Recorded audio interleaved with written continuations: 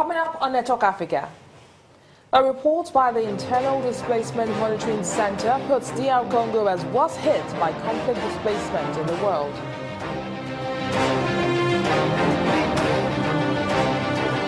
And 401 Nigerians voluntarily returned from Libya.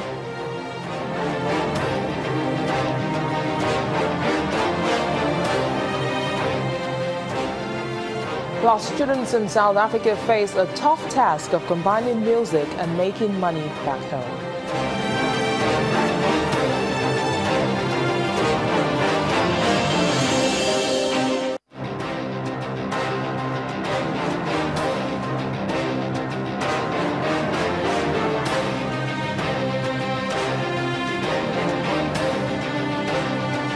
Hello everyone, it's great to have you on the midweek edition of Network Africa. I am BC Adebayo.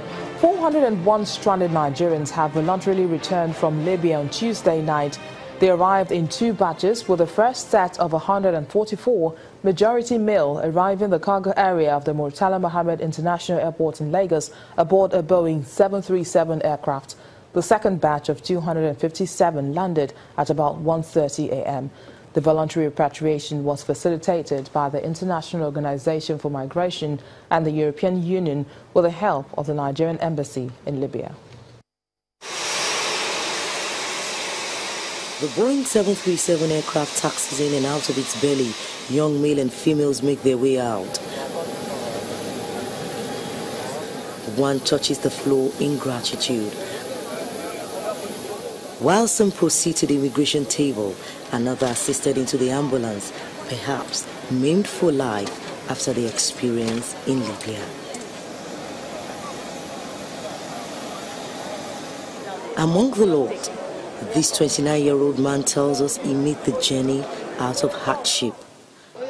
I go to Libya because there is no work in Nigeria. Find work, no work. He told me that if I read there, then if we work for Libya, then from there we cross to Germany. For some others, Libya was an experience in between the good and the ugly. As state officials receive their own for the onward journey, a senior official of government encourages the media to do more, as some are still making their way to the northern African country. Some might still be on their way because they don't get information about what is going on. They just tell them you're going to Europe and they don't know what they're going to go through. So massive awareness, and I appeal to the media, massive awareness on the dangers of this kind of migration. And as they make their journey back home to their individual states, many are hoping that the state authorities as well as non-governmental organizations will rally around them to make their return more meaningful. From the cargo area of the Murtala Mohammed International Airport in Lagos, Bukola Joe Oketumbi, Channels Television News. Well, joining us now is Abraham Tamarat, who is the Program Manager, Migration Management Unit at the International Organization for Migration. Thanks for joining us on the program. Now, illegal migration is a global problem, but tell us, how bad is it in Nigeria?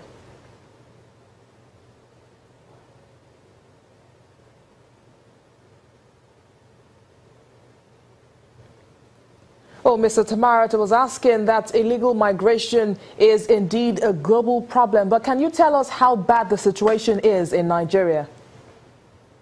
Okay, thank you so much for having me. The irregular migration flows from Nigeria have been quite high, especially the last 3 years or so, where we've had since 2015 large number of irregular migration flows attempting to reach the European countries by crossing irregular migration channels and going through countries such as Libya and crossing the Mediterranean over there. And the magnitude of flows have been increasing and changing with different scenarios, but the number of Nigerians has been the highest, among the highest in terms of arrivals in the countries of destination and transit.